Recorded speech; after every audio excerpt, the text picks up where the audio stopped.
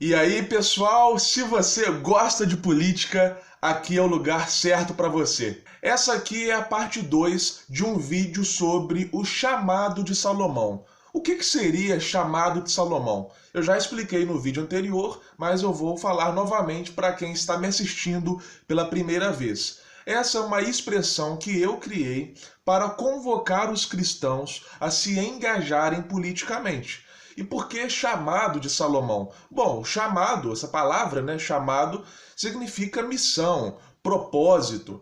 E por que Salomão, afinal de contas? Ora, porque o rei Salomão é o melhor exemplo de todos, de uma figura que consegue reunir em si esses dois atributos, ou seja, o pleno serviço a Deus, a plena adoração ao Senhor e o fazer política, o engajamento político. Lembremos que Salomão foi rei de Israel por 40 anos e reinou de forma magistral, de forma pacífica, mesmo em uma nação composta por 12 tribos. Então está explicado por que o nome é chamado de Salomão.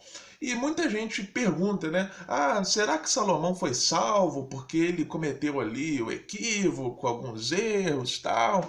Gente, eu creio que foi salvo sim, até mesmo por causa de uma fala de Jesus Cristo que está registrada em Mateus capítulo 12, versículo 42. A rainha do meio-dia se levantará no dia do juízo com esta geração e a condenará, porque veio dos confins da terra para ouvir a sabedoria de Salomão.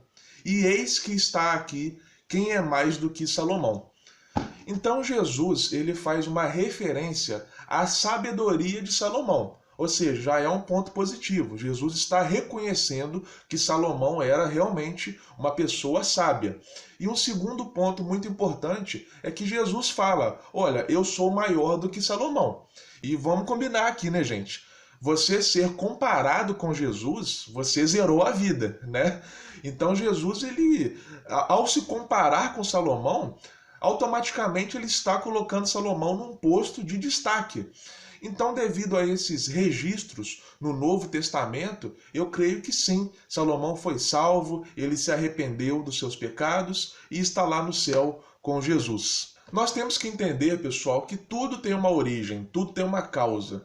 Os cristãos não têm esse pensamento de, ah, mas será que não é incompatível eu ser cristão e participar da política? Gente, esse pensamento tem origem. Houve uma época em que a igreja era unificada com o Estado. Os papas coroavam imperadores. E os imperadores eles faziam questão disso, de ter esse aval religioso para que o poder deles fosse visto como não apenas um poder político, mas um poder proveniente dos céus. Claro, posteriormente tudo isso passou, ocorreram revoluções e a igreja foi separada do Estado, cada um no seu quadrado, cada um no seu canto, o Estado laico. Só que ficou um ranço, gente. Ficou um ranço, ficou uma memória mal resolvida dessa época. E muito por causa desse período histórico, né, em que a igreja fazia esse papel estatal, as pessoas falam aí, gente, cristão não tem que participar da política mesmo não. Ah, porque se cristão participar da política vai dar ruim, como já deu ruim antes. Mas espera lá, gente, vamos com calma. Eu sei que isso aí é uma tendência histórica mesmo. Sempre que acontece algo, algum fato histórico, o contraponto, a contraposição desse fato tende a ser radical. O que eu quero dizer com isso? Por exemplo, a Reforma Protestante. Sabemos que na Reforma Protestante foi apregoado que os templos não deveriam ter imagens, né? A palavra era o centro. Então, o que a Igreja Católica fez? A Igreja Católica promoveu a Contra-Reforma. E foi justamente na Contra-Reforma que surgiram as igrejas barrocas. Eu não sei se você que está me assistindo já foi em alguma igreja barroca ou já viu no Google Imagens alguma igreja barroca, mas eu oriento você a colocar aí, igreja barroca, para você ver como que é. É muita imagem, né? É uma igreja totalmente ornamentada. Então, Isso foi uma resposta da Igreja Católica para a Reforma, né? Por isso que se chama até Contra-Reforma.